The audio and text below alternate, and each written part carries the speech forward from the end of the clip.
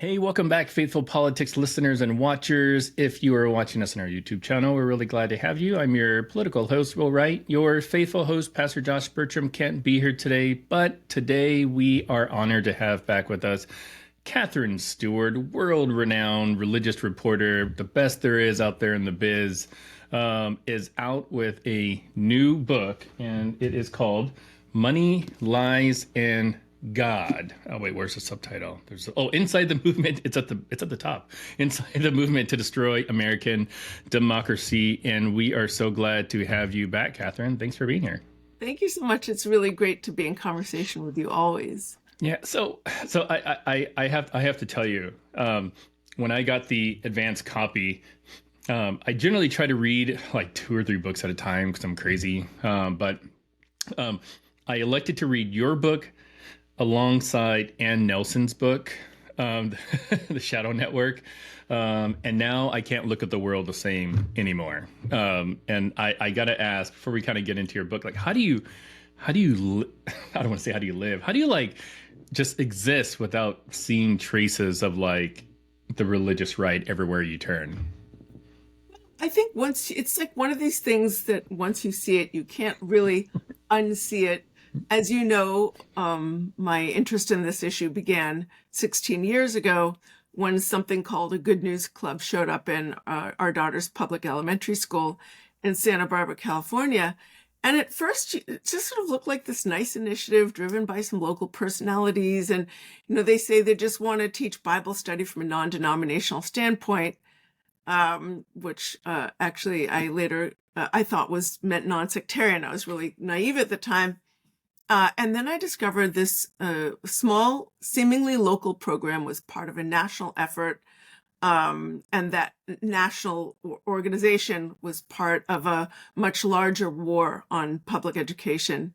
The organization and its partners were deeply hostile to the institution of public education, precisely as only just one small part of like an assault on modern constitutional democracy. So, once you start kind of understanding the language and the framing and really start researching the motivations behind some of these smaller initiatives, you can see how they link together on a sort of larger anti-democratic project. And you can kind of understand better why we're seeing what's happening in our politics today. And I really try and sort of dig into that in a much deeper way. Look, it's been 16 years that I've been researching and writing about this movement. Money, Lies, and God is my 3rd book on the topic. So I'm really trying to help people understand, when people say, how did this happen? I'm like, well, this is how it happened. And by the Yeah. way, within that, there are sort of guideposts for how we can actually work to, create work toward a more perfect union. Yeah. Would you say that reading your other book, The Power Worshippers, sets like a good foundation before somebody opens up Money, Lies, and God? Absolutely. The Power Worshippers really focused on the Christian nationalist movement. And I think of religious nationalism as akin to something like authoritarianism. It's something that it's a political dynamic that affects a political system rather than just a set of attitudes that are embraced by the rank and file. This movement is leadership driven and it's organization driven, and its strength is in this deeply networked infrastructure. And I really try and lay out the pieces of that in the Power Worshippers. I do, similar work, of course, in Money, Lies, and God, but I take I pay more attention. So let's first talk about it. Money, money is a huge part of the story because huge concentrations of wealth have destabilized the political system in a number of ways. And, I talk about that in Power Worshippers, but I shine a sort of brighter light on that in Money, Lies, and God. Second, lies and conscious disinformation or propaganda is really another huge feature of the movement. And I really delve into that in Money, Lies, and God. Remember, Power Worshippers came out before January 6th, before the overturning of Roe versus Wade, before a sort of rise of QAnon Conspiracism, and Reawaken America. And I really talk about the role that those initiatives and events have played in the anti-democratic movement. And third, I talk about God, Money Lies in God, because the most important ideological framework for the largest part of this movement is Christian nationalism. You mentioned in your book, how the Christian right has been a central player in what you call like the rise of an anti-democratic political movement. Um, you you there's a few quotes in there, and I if I were a better host, I would have had them pulled up already. But where you talk about pastors essentially helping a lot of these money people promote these like anti-democratic ideals kind of from the pulpit. So I'd love for you to maybe just elaborate on a little bit of that and why is it so significant? It's the idea that the U.S. is founded not on any principles, but instead on a specific religion and cultural heritage. So it's the idea that America is on the brink of an apocalypse owing to the rise of equality and what they call wokeness, which basically means, various forms of equality, and the radical left, which is what they call anyone who is remotely to the left of them, by the way, including moderate Republicans. It's the idea that democracy won't be able to solve our problems. And it's the idea that sort of the rules don't apply anymore because of that. So what we need is a strong man, an authoritarian leader who puts himself above the law and who's going to seize the reins of power and scrap laws and rules and norms in favor of the iron fist, really. So in sum, it's the idea that democracy in the sense of a government of the people, by the people, and for the people, respecting individual rights in a pluralist society. It's this idea that this kind of government simply doesn't work. So you need to smash it up in a grand explosion and create something new, an autocracy. And that's, frankly, as I hope I make clear, emphatically not the idea of Thomas Jefferson or Frederick Douglass or Abraham Lincoln or so many others who over time helped create America as we know it. This idea is really as anti-American as it gets. Can you maybe provide like a through line that you used in the book to kind of help show how they are like strategically exploiting certain issues, like we could take like immigration or gender, whatever issue you think would probably resonate the best with our audience. Yeah, I mean, the immigration issue is a really interesting one because, of course, immigration is an issue that governments can debate and discuss to craft the best policies, right? But for these folks, it's not that they're taking the issue on, it's the way that they frame it. Immigration is a really good go-to issue for authoritarians and has been throughout history because blaming the other is really the preferred strategy of authoritarian leaders. It plays into people's fears. It often divides the population. It identifies a scapegoat that they can sort of project all their sort of anxieties and resentments onto. So we look at the current administration, the incoming administration. They have really been shameless about that. Trump himself has pumped up stories about immigrant crime and implied that all immigrants are criminals, and that really sets up a sharp contrast between like the us and the them, we, the real Americans, and they, the foreign or different elements. Now, listen, a reasonable approach to immigration would have to balance the real needs and demands that drive immigration against sort of, I would say, transition costs or other issues. But, when it comes to immigration, there are always a lot of issues to talk about, but that's not how Trump and his closest advisors are really framing the issue at all. What's coming out of the Trump administration is not reasoned policy, it's really demagoguery. We need to send them all back, full stop. No matter if they were brought here as 2-month-olds and have been, living and working as Americans for decades. So none of that is really centered on rational policy making or what makes sense for the American economy.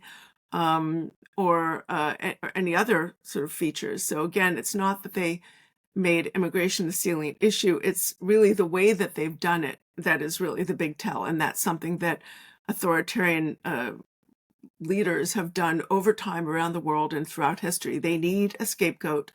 And this is one of the current administration's scapegoats. But like how are like religious leaders, enabling this kind of behavior? I mean, like Josh is more the biblical person, but I could swear there's some choice verses in the Bible about, loving your neighbor kind of thing. Right.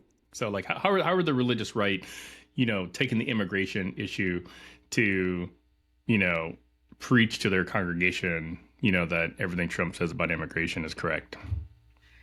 As you know, religious congregations are all over the map when it comes to immigration. But at many of the sort of religious right conferences and events that I've been to in the past year, they're not emphasizing immigration as much as they are some other culture war issues. They talk about abortion, for instance, I think remains a huge issue for them. It's a wonderful tool in a way for anti-democratic movements. It's worked not just in the US, but in other places as well, like in Poland or in, say, Ceausescu's Romania, which was an authoritarian one-party state, and he, eliminated abortion and birth control, and as a consequence, had the highest rate of maternal deaths in all of Europe. But here's what's so useful about this particular issue. I mean, you hear a lot more focus on these gender issues and on reproductive issues at the sort of in the churches and houses of worship that are part of this movement. So they're really presented by anti-abortion leaders as these binary issues. You're with us or you're against us, right? Again, in a way, it's like that immigration issue. You're one of the pure or one of the impure. You're who properly belongs in this country and who doesn't.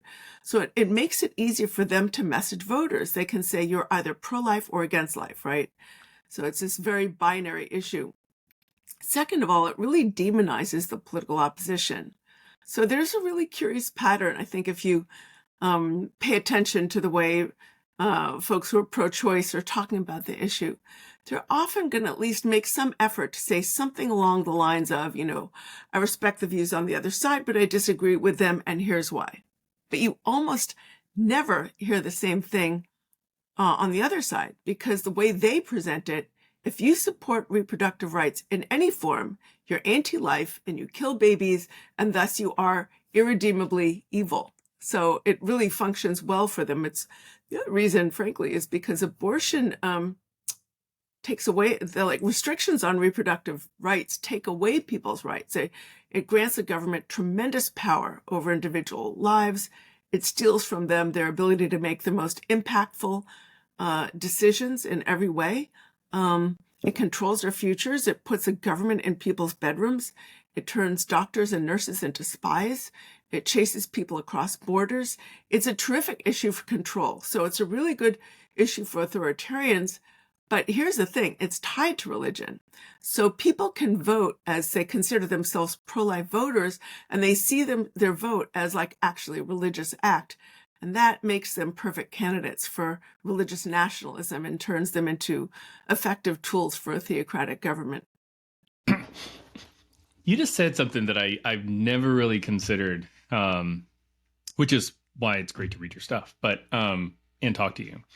But you made a comment about feeling like you're doing a religious act, and it's like there's all this I don't know, advertising, speeches and religious messaging that says, hey, protect life, life is all that matters, pro-life, blah blah blah blah. You probably don't even have to say, go vote pro-life. You just need to wait for the politician to say, I'm pro-life, and then you connect the dots and they're like, oh, cool, I'm doing my religious duty. Like I'm voting for the pro-life candidate. It almost seems like this is just like some huge programming. Do say you need to vote your biblical values, and they, have tremendous resources devoted to helping people understand what those biblical values should be. It's all about, respecting life, biblical marriage, etc. They're really, really big on pushing the trans issues these days in a way that's so outsized, whatever relevance they, have or don't have in people's lives. And then the immigration issue, just to go back to that briefly, it's all about fear. It's about saying they, the evil Democrats, or whatever, want open borders. Well, that's absolutely not true. But they sort of spread these kinds of lies about the other side in order to demonize it and help people to understand that they need to be voting for conservative Republicans. I was at the America Fest. It's Turning Point USA's annual convention. It took place in December in Phoenix, Arizona. There were 20,000 people there, members of the sort of MAGA hardcore. And one of the speakers said there is absolutely no biblical justification for voting Democrat. I mean, they're really quite clear about it. And by the way, their head of Turning Point Faith, this guy named Lucas Miles, his whole thing is, I need to eradicate woke Jesus from the American pulpit. He actually has a book with the title like Woke Jesus. I'm going to paraphrase here. I don't have it on the top of my head, like The Heresy Destroying the American Church. And what is woke? Well, he specifically named the social gospel, which many people understand as, oh, that's the gospel. But, he said we need to, things started to go wrong in the 17th century. You sort of got to wonder what he's talking about. He's like, we need a new Nicene Creed and Council, which is referring to the 4th century gathering, sort of called by the Roman emperor who wanted to sort of settle the doctrines of Christianity. But he named the social gospel, historical Jesus movement, liberation theology, and Black liberation theology as like that's woke and terrible, and it's heretical. It was really kind of astonishing. I mean, this is the way I would say many, if not most, Christians understand their faith, having to do with the social gospel, caring for the least of these, loving their neighbor, doing good. But Yeah, and that's always really tough. I mean, religious leaders have a very important job, because they're kind of like your tour guide on this faith that you subscribe to, and you assume that they know the Bible better than you do. That's the case with Josh and I. I mean, I go to Josh's church, so like I'll text Josh a question about the Bible, like, where does the devil go when he dies, or something like that. And like sometimes they're kind of funny, but it's like you've got congregants that are listening to these folks and they're just like, oh, okay, yeah, they're a leader in the community. They wouldn't lead me astray or anything like that. And I would even argue, and I'd love to get your thoughts about this. Like, do you think that some of these religious leaders even know that they're a cog in a much bigger sort of machine? It's really hard to know to what extent they're aware of the bigger picture. I mean, I've been to a number of these pastor gatherings of either Faith Wins or Watchmen on the Wall, where leaders of the movement, people like, David Barton and Chad Connolly and so many others, will draw these pastors into, they draw them into networks. They go to a church, they have a presentation with all the pastors and sometimes their wives. It's, tend to be, well, unless it's dealing with sort of more neo-charismatic churches, and I've been to a couple of those network things, but largely mostly male pastors or all male pastors, depending on which network we're dealing with. And then they'll do these presentations about, you got to get your congregants out to vote. Here's some really great tools, data tools to do it. Here's some, thousands of voter guides at your disposal. Here's videos you can air in church, and you need to do it. It's part of your duty as a pastor, and you need to get them to understand that they need to vote their biblical values. And the thing about, these networks is I've spoken to a lot of pastors. It's not always an easy job. You've got to be there. You've got to be strong for the community. You've got to help people with tragedy. There, deaths and downturns of all kinds, and you're the one who has to be really strong, and people are coming to you for, because they're emotionally needy and spiritually needy. And I think these networks provide these pastors with a lot of support, the sense that they're part of a larger community, they're doing something right. but it gets them really active. And I think, I've heard a lot of pastors who attend some of these gatherings say things like, I thought I could just talk about, Jesus, and I thought I could, and I realized that I can't now. I really need to engage in these issues and get all my congregants engaged in these issues. So it's, the movement is really effective.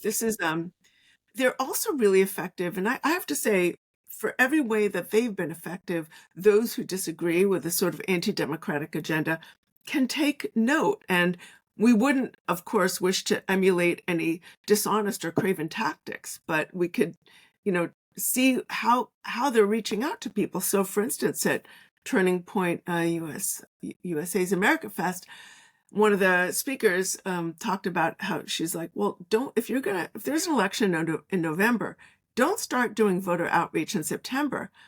The previous March, hold a barbecue and just have it be like building community and getting to know people in the community, and only invite Republicans. And so that when you do the outreach in August or September, they know who you are. There's trust there. You're a trusted voice within the community. So they're just really, the movement is really good, I think, often by working through churches and in turning out their people in disproportionate numbers. And in the last election, we saw America didn't go MAGA. If you look at statistically, the percentage by which presidents win elections, Trump's percentage was actually really small. And he got about the same amount of support as he got in 2020. The difference was that there was depressed support, less enthusiasm on the Democratic side. People didn't, the base didn't turn out in the numbers that they had in 2020. So there are a lot of lessons to learn from this. Yeah.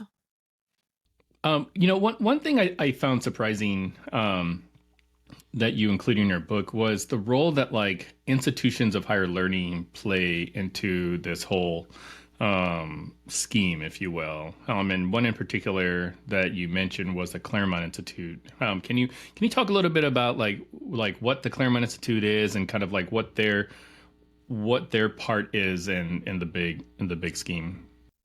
Yeah, thanks for the question. The Claremont Institute is a think tank, came together in the late 1970s when some graduate students were inspired by the political philosopher Harry Victor Jaffa. It saw its mission as bolstering democracy at the time, and they wanted to sort of bolster America's founding principles. So it was always conservative, but it's become more reactionary and extreme over the years. They have a fellowship program that is really robust and supports a lot of sort of ideologically talent of a certain ideological sort of model, and gets these people on a path to real careers in the movement. And it inserts itself in the political process, and it's having tremendous success.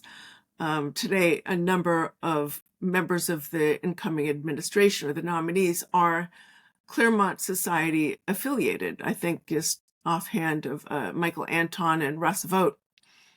So there are really, I would say, two sides to the leadership of the anti-democratic movement. One is the more traditional Christian nationalist side, and it has these pastors and religious activists, as we've discussed.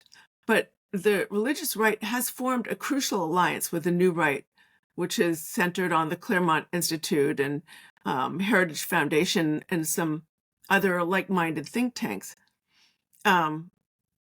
So a really interesting feature of the Claremont Institute is one of their main intellectual sources comes from, I would say, an early version of 20th century fascism. There's no other way to say it. They say they draw on the Nazi political theorist Carl Schmitt. And the most important idea that they're drawing from is that we're in a state of absolute emergency. The consequences of loss in the political arena are completely dire. We're about to fall off a cliff. We're about to be attacked by terrorists, which is the way Michael Anton put it, basically in an essay about the 2016 election. And they think the people or the folk, right, need a leader who's above the law in order to save them from the forces of liberalism and equality. They call him sometimes a red Caesar. Like, we need a red Caesar. Would you rather have a Caesar is inevitable? Would you rather have a red Caesar like Trump or a blue Caesar like a combination of Hillary Clinton and Pol Pot, which is, again, I'm taking that from one of the Claremont writers. There's another thing I want to say. So this sort of hostility to equality is really at the core of a lot of their ideology. They're profoundly misogynist. They tap into all kinds of, I would say, unexamined prejudices as well. They believe, as a matter of intellectual conviction, that politics is the art of lying and the art of domination and deceit. So they eagerly participate in misinformation sharing and spreading, while at the same time reserving a kind of esoteric truth for themselves and their small clique. And they sort of take this idea from Leo Strauss, another sort of political philosopher who they admire. They sort of, who had this idea that there's sort of the kind of messaging you tell everybody else, and then the messaging you tell amongst yourselves when you're really speaking amongst the sort of those in the know. And they're always talking about smashing the elites, right? Destroying the elites that are sort of destroying our country. But really what they want is power for themselves. They want to be a new elite. Some of them, I would say, are more overtly Christian nationalists than others. Russ Vought, of course, has called himself a Christian nationalist, or at least infused sort of Christian nationalist goals into a think tank that he's been the head of. But some of them, when you really dig into what they believe, you really start reading their writings, they don't seem to believe in anything more than power, power and influence. And a lot of these sort of intellectuals that come out of the Claremont Institute or the Heritage Foundation and other think tanks, they function, I call them billionaire whisperers. Like a lot of the billionaires who are funding this movement, they're not necessarily as smart as they think they are. They don't really know how to spend their money. So they rely on these thinkers to tell them how to do it. And, we've seen some really interesting leaked video. I believe it was Russ Vought speaking to one of these big donors and, Yeah. Mm-hmm. Telling him, where to spend his money. Yeah. We had Wisconsin, in coordination with ProPublica, Phoebe Petrovich on. She had covered that story, and it was just like, it was like a training kind of like thing, and you're just like, what? And now he's our OMB director, or possibly going to be our OMB director. Yeah, totally. So, yeah, I'm really, really curious on the money aspect. So, I mentioned at the top, I read your book along with Ann Nelson's book, Shadow Network. 2 different books, but there are some similar names and characters that show up in both, like one of which is like Leonard Leo, for instance. Big money guy. We had Andy Kroll on to talk about his story he did with him and the other. Since you brought up his name, I just want to say, this fellow named Robert O'Hara, he was a wonderful journalist for the Washington Post. He wrote an extraordinary expose of Leonard Leo several years ago. We've all drawn from it, and Robert O'Hara is unfortunately no longer with us, but I really want to honor him. He died in, I believe it was December. I wasn't aware of that. Yeah. But I really want to honor him and honor the very original work that he did. We all owe him a debt of gratitude. I've certainly, quoted him in Power Worshippers and credited his pieces, and I hope that others who draw from his work do so as well. Oh, that's really sweet. But I guess who is Leonard Leo, and how is his money kind of filtering its way down, into the pews of our churches? Yeah, well, Leonard Leo has played a role as a sort of money man of the religious right. He built up the Federalist Society to what it is today, which is a really critical, institution that finds and nurtures talent, sort of right-wing talent for the courts. He's also been sort of played a really big role in a whole range of organizations around the Federalist Society and that are related to, getting the courts.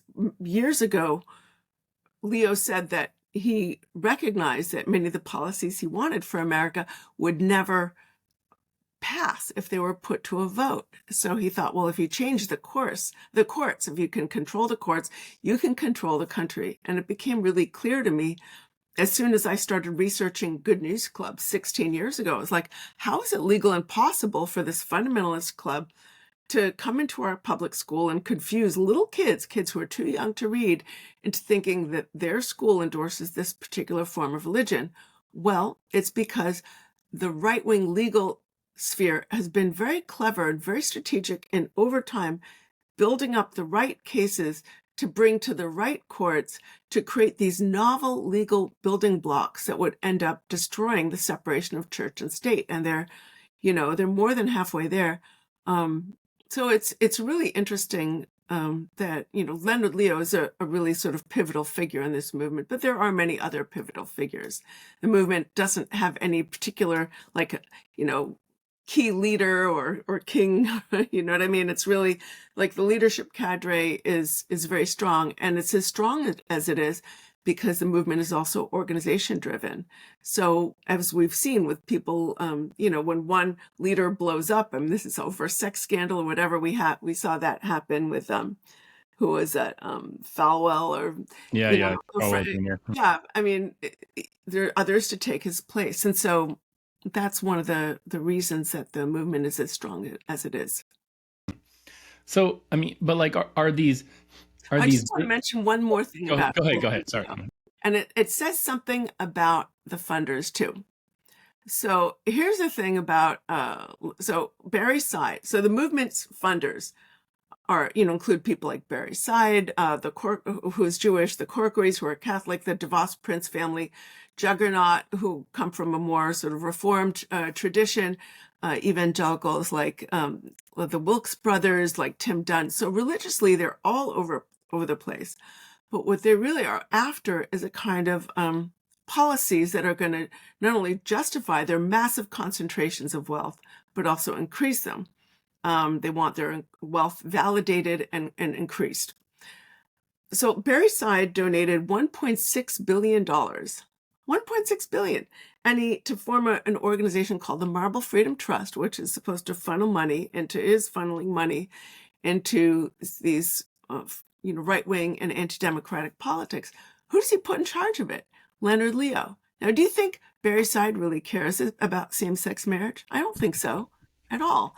But these billionaires know that they need to fund the culture wars, because that's how you get the little people to vote. You sort of promote these initiatives that are getting the little people to vote on these identity issues, right? You get them upset about,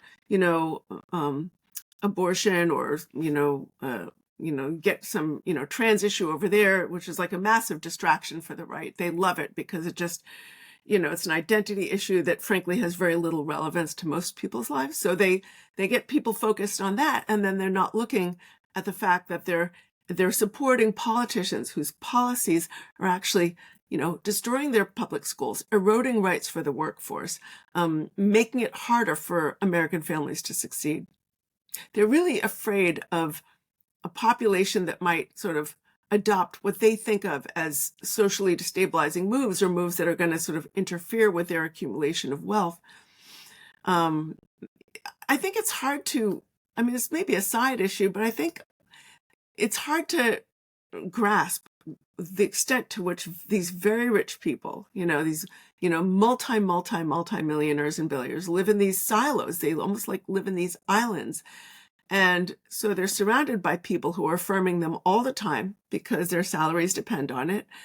And, but they're really sometimes they can, from the walls of their walled off city, they can sometimes hear the cries of people on the other side who are accusing them rightly of, unearned wealth and not paying their fair share of taxes, or, et cetera. And they're really afraid of those people. And they're really afraid that the people are going to sort of come after them one day with proverbial pitchforks and actually make them pay their fair share of taxes and make them stop polluting the environment and eroding rights for the workforce. And so they're sort of all in on these very punitive politics. Yeah, so with the issue of abortion and maybe some of these other culture war issues, like I'm having a hard time understanding what the return on investment is. And I think you alluded a little bit to it. Like you get sort of these little people activated. They go to the polls, they vote against this thing, vote against the candidate that's for those things because the candidate that is against them are going to do all these other things that are going to make them wealthy. Is that kind of like an accurate kind of like description of how the money people are getting rich off this stuff? Yeah, I mean, I think the important thing to stress here is that the deeper motivations of the funders are not always reasonable or rational. And I think this process is actually making them less reasonable. And in many instances, it's really based on fear. Now, of course, they do want their tax cuts. They do want to remove government oversight from their monopolistic and in many instances, I would say anti-environmental activities. Some of them are involved in the fossil fuel business, so they don't want sort of any kind of concern or awareness even over environmental degradation, climate issues, which now they can just call woke and try and make it go away. So but at the same time, they also want government protections for their businesses. So there is definitely some narrow economic self-interest involved. But what I've found is that the funders often have these deeper and almost like more neurotic motivations for what they do. They want validation for their wealth. They want validation for their own perceptions of self-worth. And they're extremely sensitive, right, to criticisms that much of that wealth is parasitic. So I think it's those two things. Again, I think these psychological anxieties have led them to make this colossally bad bet. They're betting that the destruction of democracy is going to advance their long-term interests. And it's a stupid bet. I mean, Yeah. not just for themselves. What about for their children or grandchildren if they have them? And we have to look back at the stupid bets that the steel and chemical industrialists made in their dealings with the Nazis. In the end, it didn't work out for them either. So I think destroying democracy is just bad for everyone, full stop.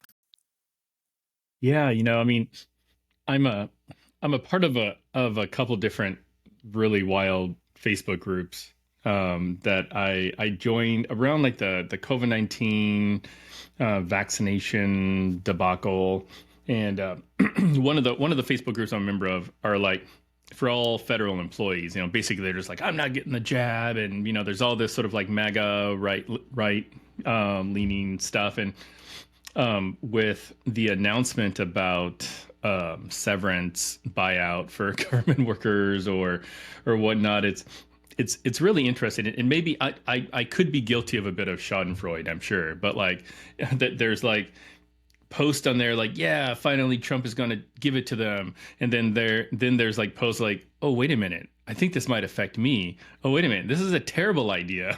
Wait a minute, I've been working at home for blah blah blah, like I requested that.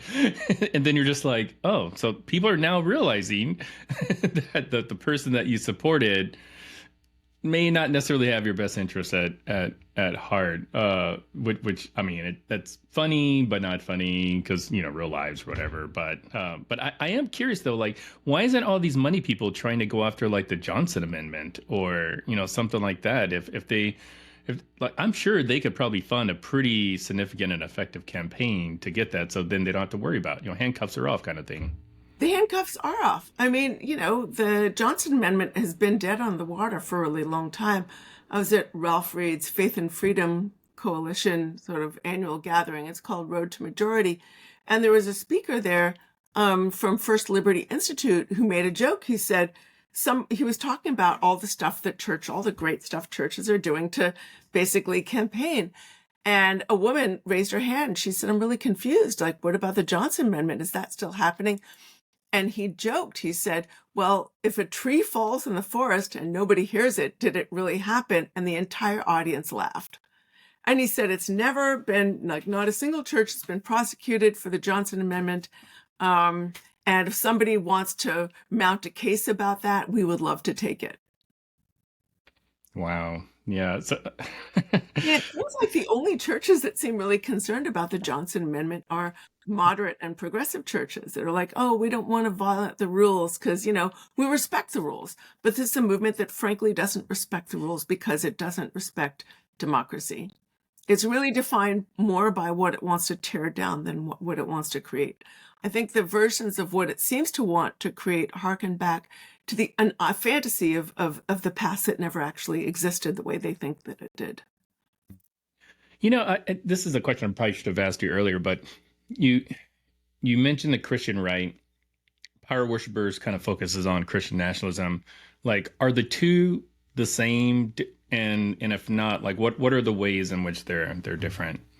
Well, the Christian right, different people use different terms to refer to this, to what we're seeing in our politics today. I use the term religious nationalism in the subtitle of my book, The Power Worshippers, Inside the Dangerous Rise of Religious Nationalism, precisely to make clear its similarities with other forms of religious nationalism around the world. So when leaders like Vladimir Putin in Russia, or leaders in Iran, or Erdogan in Turkey, or Orban in Hungary, when these leaders want to consolidate a more authoritarian form of political power, they bind themselves very tightly to ultra-conservative religious leaders in their own countries in order to sort of, fortify that autocratic power. And they're doing so not just to create a more theocratic governance, and of course they'll do that. The state will have an official religion.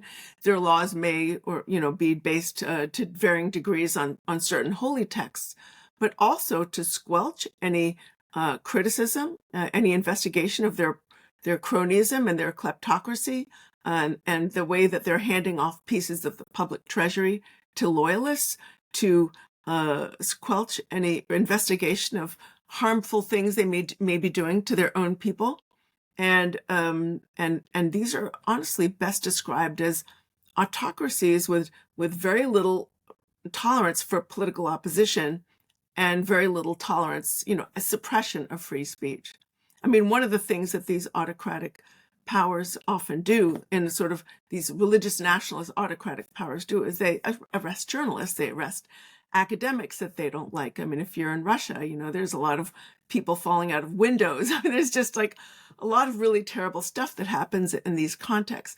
So religious nationalism, again, like authoritarianism, is something, it's like a political dynamic that afflicts a political system. It's not just a set of attitudes that are embraced by the rank and file. I think a lot of times when people talk about the Christian right, they're speaking more in a specifically American context. And I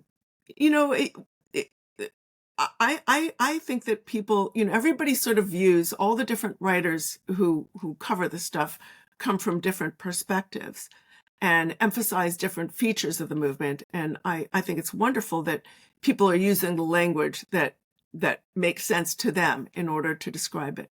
But I like the term religious nationalism because it takes it out of the American context and shows that this sort of, it's like authoritarianism, that's not a specifically American thing. It occurs in different forms all over the world. And of course, there are nuances specific to different countries, but there are some similarities as well. How does the Heritage Foundation's Project 2025 kind of play into the broader agenda of the Christian right? 2025. That's really interesting. Do you remember when Trump said, "Oh, I'm not going to, implement Project 2025. I have no idea what this is." Yeah, and I totally believed him 100%. I know, we all did. And he was like, promised that this is how it was. Well, the thing is, Project 2025 is the ideological backbone of the movement. And it's it's being implemented by the new administration. Trump's promises, of course, were a lie. it represents a fusion of Christian nationalist ideology with new right ideology. But its most important working elements at this stage of the game, early in Trump's presidency, are frankly on the side of the new right. That part of the program is having the biggest impact right now and is most likely to be significant in its efforts to what they call, deconstruct the administrative state.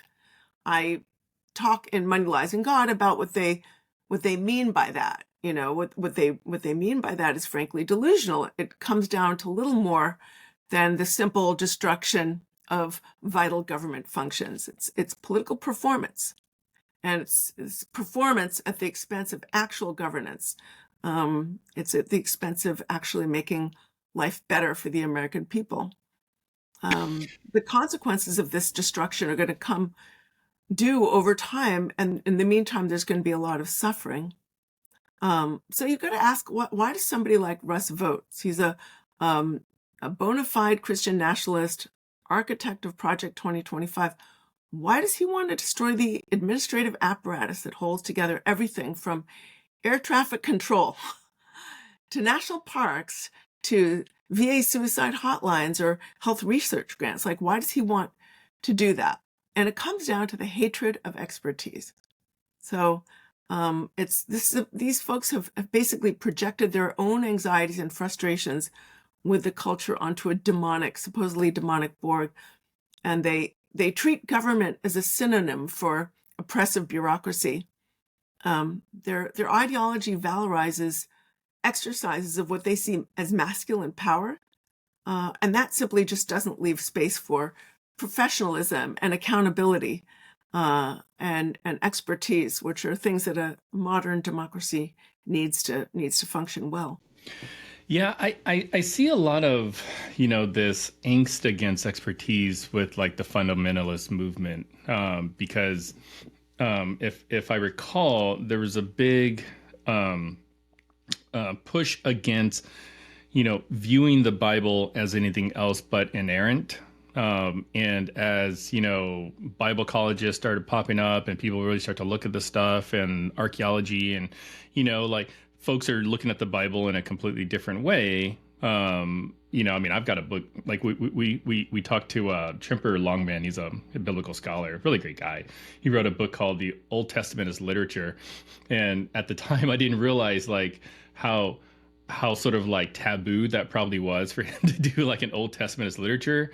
But it kind of makes sense now, because if you get rid of the experts and you say, we're just going to rely on the inerrancy of the Bible, and it says right here, like a man shall not lay with another man. So there it is. Like, just take it point blank. There's no other way to interpret that scripture. So i.e. therefore gay, like marriage is wrong. So I think that's really important. Are there like other areas that the movement is focusing on that's kind of like under kind of the surface that the public isn't necessarily picking up on or is aware about right now, but give it like 10 years and it'll be like the top of it'll be the number one issue? Unfortunately, I left my crystal ball in the other room, which I did have it. But, one thing that, we're seeing is that sort of destruction of expertise, as you said, because experts will interfere with their absolute power. I mean, this is where the lies come in, too. You can, separate people from the facts, and it makes them so much easier to control. I think that, the consequences over time were really going to depend quite a lot on whether there's appetite for pushback and a kind of appetite to sort of, really have some moral courage at this important moment. Yeah, you mentioned about how the activities of the Christian right go relatively unrecognized by the public, which is really sad. I mean, like, you've got great reporters like yourself that are out there on the beat, trying to like inform us about, hey, what's happening. But then you've got like other media organizations, that are doing sort of like stories that are adjacent, but they're not necessarily talking about like kind of the root, For instance, Vance was out doing kind of some media hits, and it talked about, this, gosh, I'm going to ruin it, like love levels, and like, love yourself, and then your family, and then your neighbor, and just kind of branch it out. So like, why is that? Are, why is the activities of the Christian right just kind of being ignored, you think? I think one of the problems is that a lot of the reporting on the issue has been really sidelined by the media, because when the religion reporting is done, it's done by religion reporters, many of whom are frankly unable to recognize the political aspects of the movement. Um, and then there are, of course, fantastic exceptions to this rule. I mean, so many, I can't even mention them here. But unfortunately, I think also political reporters have often wanted to shy away from the religious aspects of it. So there haven't been enough people who are willing to sort of recognize the fusion, like the exploitation of religion for politics and power, and can sort of understand both sides of that story. So like, are you getting the sense that it's like, for the same reason that the Johnson Amendment stuff doesn't get prosecuted, because like reporters are like, I'm not touching that. Well, that's definitely true with a lot of the religion stuff, because listen, I mean, how do you intimidate a liberal person? You call them intolerant. And it's like, oh no, I don't want to be intolerant. And we all want to respect one another's faith. None of us want to sort of have that, kind of thing. But it makes it harder to call out the instances where religion is being exploited and where it's being weaponized. I think when you're looking at this movement, it's hard to overstate the extent to which the politics leads the religion, not the other way around. I'm just a couple more questions if you got time. So with the incoming administration, Trump has already kind of assembled a rock star team of Christian nationalists like to serve in his administration, to include Russell Vaught, Pete Hegseth, and others. Like, I know your crystal ball's in the other room, but you've been doing this long enough to at least see the telltale signs of what could happen, and or policies that these figures have been pushing over the years. Like, do you think the Trump administration would be a net positive for this Christian right movement, or Trump's just going to do what Trump's going to do? Well, I want to say, first of all, I'm old enough to remember the first Trump administration, at least. No. And I would say a lot of his proposed policies are going to fail through incompetence, or because they're unimplementable, or because they will get snarled up in the courts. There's no feature of the American political system as of yet that means that we're going to have MAGA rule forever. I also remember the first Trump administration, there was a kind of revolving door of people coming in, and then all of a sudden, they get on his bad side, and then they're out, and that's the worst person in the world. So I think we can expect more of that. Again, I'm just, kind of just going off the top of my head here, because my If the crystal ball past is isn't any the indication other. of future I performance. know, but that doesn't mean there won't be a lot of damage done. I mean, look at the pardons of the anti-abortion folks, the activists who violated federal law, acted really violently and disruptively, resulting in personal injury to people who were working in abortion clinics, and also, using chains and bike blocks to block access for people who are trying to access reproductive care, including a woman who was experiencing labor pains. And Trump pardoned them, and as a reward, for this movement supporting him, and they seem to be, taking this reward as like a message, like, we can keep doing this and we'll get pardons, so we can keep being sort of violent and keep breaking the law.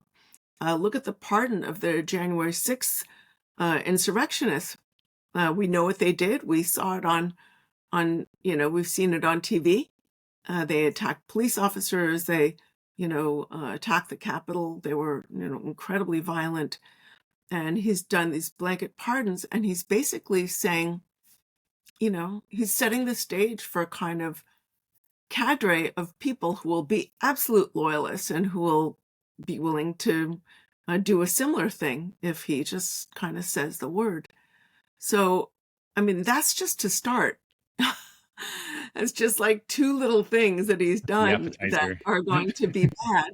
Hmm. So and many of those, of course, we know those insurrectionists were egged on by religious nationalist leaders. They were some of those leaders actually riled up the crowd in advance of the attack on the Capitol and hailed it, and then spread the lie, of course, of that the 2020 election was stolen. So he will empower this movement. He's already doing it. Um, but I'm not saying that it's, I think that, there's a lot that can be done and should be done, frankly. Hmm. I am curious, like, knowing you and your writing and just your care of detail and accuracy. I'm guessing that probably everything that you've been investigating did not make it into the book. So I'm curious on, like, what's one thing that didn't make it into the book for a variety of different reasons. Your publisher's like, yeah, we can't have 1,000-page book. Like, so like, what's one thing that didn't make it into the book that you wish had? That's always, some of the side conversations that are the most revealing. You know, I think you're just going to have to wait for the next book, to be honest. You know, Spoken like a true author. Okay, so what do you hope readers take away from Money Lies in God? Like if you were to receive fan mail about your book, like what would you want it to say?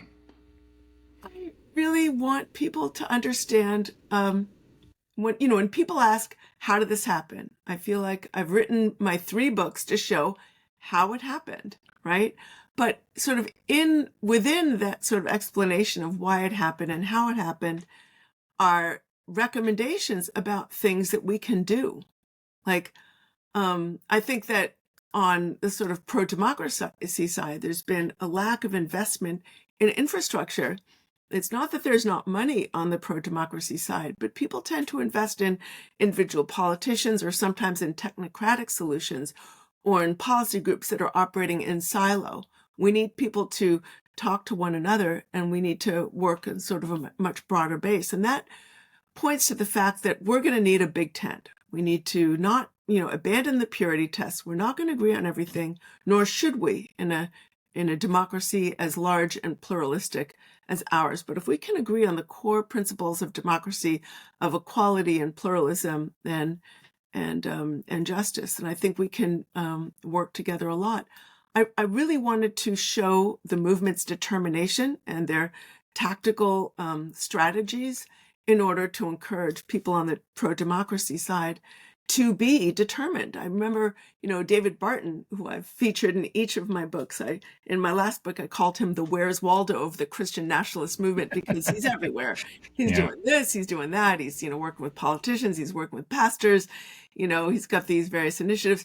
You know, he said in one of his books, he said, arm yourself with the mentality of a distance runner, not a sprinter. And he's right. This is like what those of us who wish to form a more perfect union would like to do. We need to arm ourselves with the mentality of a distance runner and not a sprinter. I think about somebody like Ralph Reed, who is the head of Faith and Freedom Coalition. He said, pay no attention to the polls. Our numbers are shrinking. All that matters is who turns out on election day. Well, I happen to believe that our numbers are not shrinking. Those of us, I think more Americans would prefer to live in a democracy than some sort of kleptocratic theocracy, a theocratic autocracy, right?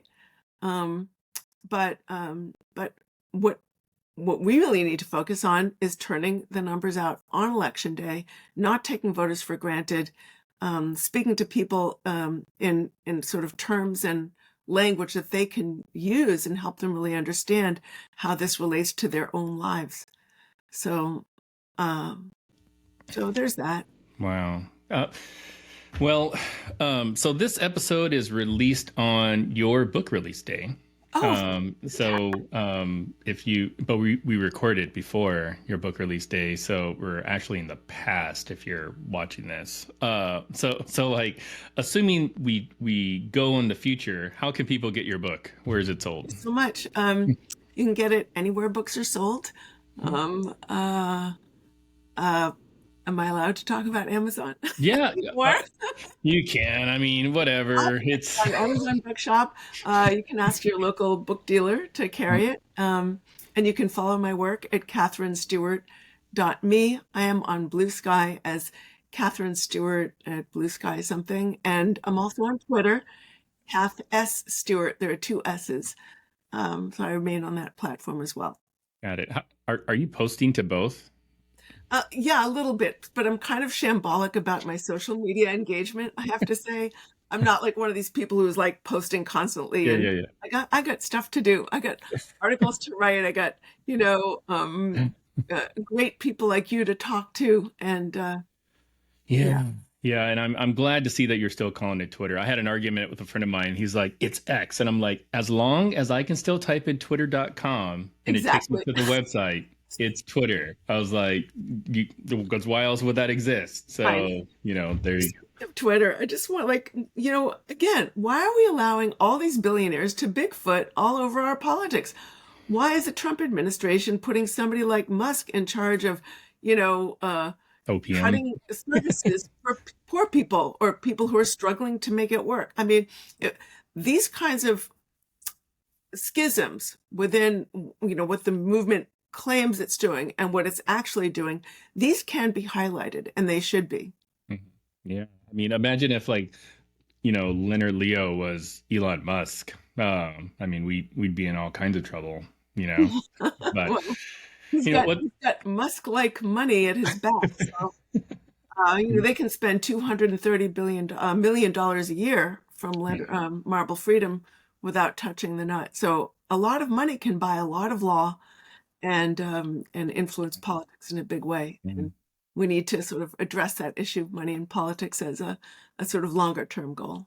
Definitely. Well, thanks so much, Catherine, for coming by. Always a pleasure to speak with you. Likewise. Yeah, love all the work you're doing. Keep up the fight. And for my audience, make sure you go out and buy this book. You will not regret it. And while you're at it, pick up the Power Worshippers 2. It's a really, really great read. I've read it twice, just to make sure I really understand it. And I've only done one reading of Money, Lies, and God, but I do intend on doing a little bit more in-depth reading. And I'll probably just like email you and be like, "What does this mean? I should have asked you." Anytime. So thanks again. Thanks to our audience. And as always, make sure you keep your conversations not right or left, but up. And we'll see you all next time. Take care. Bye-bye.